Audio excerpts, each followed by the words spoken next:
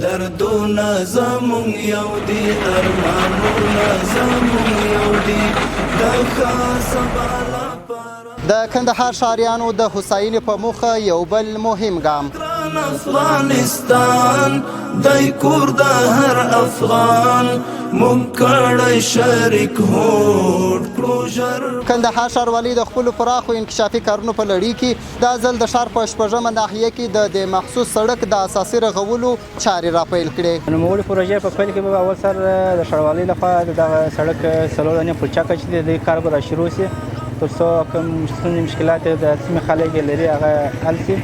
وروسته بیا د پا د پروسه باندې کار سره انشاءالله یو اخله په یو دریځ یو کلتور فرهنګ مو یو او دغه سړک چې د سټډیوم جنوب لویدیځ طرف ته د غازي مینې څخه شروع بیا د بازارچې تر سړک پورې غځېدلی دی.